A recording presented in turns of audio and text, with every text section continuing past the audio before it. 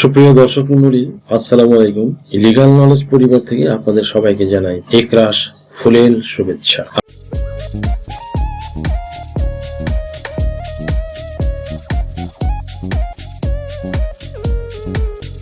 আমি advocate Mohammad Belayet Hossain, Bangladesh supreme court member, Dhaka জজ court, Madaripur জজ court and Dhaka Texas bar association. আজকে দুর্দান্ত একটি টপিক নিয়ে আপনাদের সামনে হাজির হয়েছি, কাজেই সাথেই থাকুন। ভিউয়ার্স, চেকের মামলায় নোটিশ জারি নিয়ে যুগান্তকারী রায়, 39 বিএলডি ও 64 ডিএলআর এর এক্সপ্লেনেশন। ভিউয়ার্স, ব্যাংকিং বা ব্যবসায়িক লেনদেনে চেক ডিজাইনার বা এনআই অ্যাক্টের 138 ধারার মামলার প্রাণ ভোমরা হলো লিগাল নোটিশ।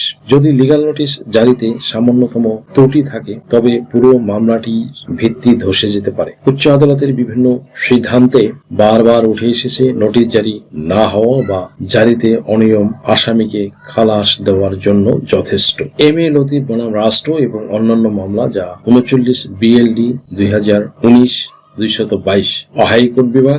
মামলার মূল ঘটনায় দেখা যায়, এই মামলায় আসামি দরখাস্তকারী এর বিরুদ্ধে একটি চেক ডিজাইনারের অভিযোগ আনা হয়। অভিযোগকারী দাবি করেন যে চেকটি ব্যাংক থেকে ফেরত আসার পর তিনি আইন অনুযায়ী আসামিকে রেজিস্ট্রি ডাকযোগে লিগাল নোটিশ পাঠিয়েছিলেন। অন্যদিকে আসামি দাবি করেন যে তিনি কোনো নোটিশ গ্রহণ করেননি এবং অভিযোগকারী নোটিশ জারির কোনো গ্রহণযোগ্য প্রমাণ, যেমন অ্যাকনলেজমেন্ট ডিউ বা এডি কার্ড, আদালতে পেশ করতে পারেনি। মূল প্রশ্নটি ছিল, কেবল ডাকযোগে নোটিশ পাঠানোই কি 138 ধারার শর্ত পূরণের জন্য যথেষ্ট, নাকি সেটি আসামির নিকট পৌঁছানো বা পৌঁছানোর চেষ্টার বিষয়ে কোনো সন্দেহ থাকলে তার সুবিধা আসামি পাবেন।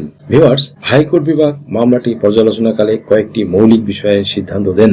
138 ধারার বি উপধারা অনুযায়ী চেক ডিজাইনার হওয়ার 30 দিনের মধ্যে দেনাদারকে লিখিত নোটিশ প্রদান করা একটি আবশ্যিক পূর্ব শর্ত। এই শর্ত পূরণ না হলে মামলার কোনো ভিত্তি থাকে না। আদালত বলেন, যদি নোটিশ জারির বিষয়ে কোনো যৌক্তিক সন্দেহ তৈরি হয় এবং রেকর্ড থেকে দেখা যায় যে আসামি নোটিশটি পাওয়ার সুযোগ পাননি বা ইচ্ছাকৃতভাবে এড়িয়ে যাননি, তবে সেই সন্দেহের সুবিধা আসামি কিন্তু পাবেন। এক্ষেত্রে অভিযোগকারীকে প্রমাণ করতে হবে যে তিনি সঠিক ঠিকানায় নোটিশটি পাঠিয়েছিলেন।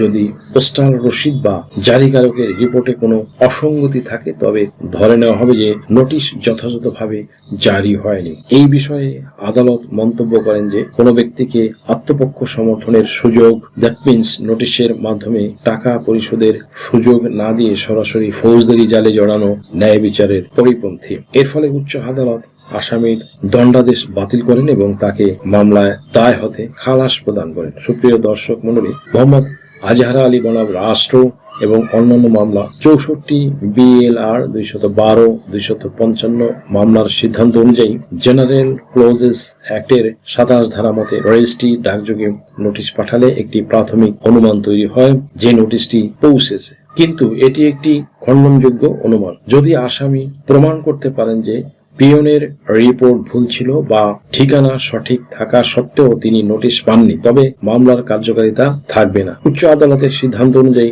নোটিশ জারির ত্রুটি কোনো সামান্য টেকনিক্যাল ভুল নয়, এটি একটি মৌলিক ভুল। যেহেতু 138 ধারা একটি বিশেষ আইন এবং এটি দণ্ডমূলক, তাই এর শর্তাবলী কঠোরভাবে পালন করতে হয়। যদি বাদী প্রমাণ করতে ব্যর্থ হন যে তিনি আইনসম্মতভাবে নোটিশ জারি করেছেন, তবে আসামি ফৌজদারি দায় থেকে মুক্তি পাবেন। ধারা 27-এর শুরুতেই বলা আছে, জেনারেল ক্লজেস অ্যাক্ট 1897 পাশ হওয়ার পর যেসব আইন তৈরি হয়েছে কেবল সেই আইনগুলোর ক্ষেত্রেই 27 ধারা এই সুবিধা পাওয়া যাবে। সুপ্রিয় দর্শক মণ্ডলী, লিগাল নোটিশ হলো এনআই অ্যাক্টের মামলার প্রবেশদ্বার। এই দ্বারে ত্রুটি থাকলে ন্যায় বিচারের স্বার্থে আদালত আসামিকে খালাস দিতে বাধ্য।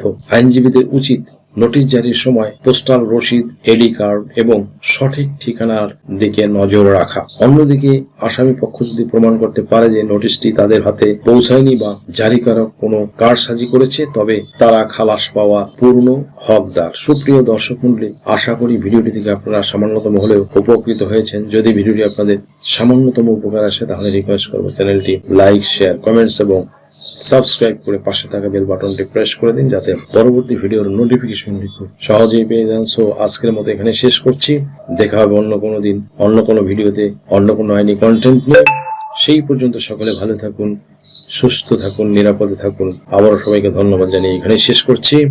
আমি advocate Mohammad Belayet Hossain, Bangladesh supreme court, member Dhaka জজ কোর্ট, মাদারীপুর জজ court and Dhaka Texas bar association. দেশ ও বিদেশ থেকে যে কোনো ধরনের হলফনামা, এফিডেভিট নিতে চান, কাবিননামা, নিকানামা যে কোনো ভাষায় অনুবাদ করে বিভিন্ন মন্ত্রণালয়, ইসলামিক ফাউন্ডেশন থেকে সত্যায়িত করে নিতে চান, শিক্ষা সনদ বা অন্য যে কোনো ধরনের ডকুমেন্ট শিক্ষা বোর্ড, শিক্ষা মন্ত্রণালয় থেকে সত্যায়িত করে নিতে চান, ধর্ম পরিবর্তন করে কোর্ট ম্যারেজ করতে চান, কুরিয়ার, ইমেইল, হোয়াটসঅ্যাপ, ইমো, মেসেঞ্জারিতে ডেলিভারি নিতে পারবেন। তাছাড়াও সরাসরি এসেও নিতে পারবেন। Mobile number 01724583880।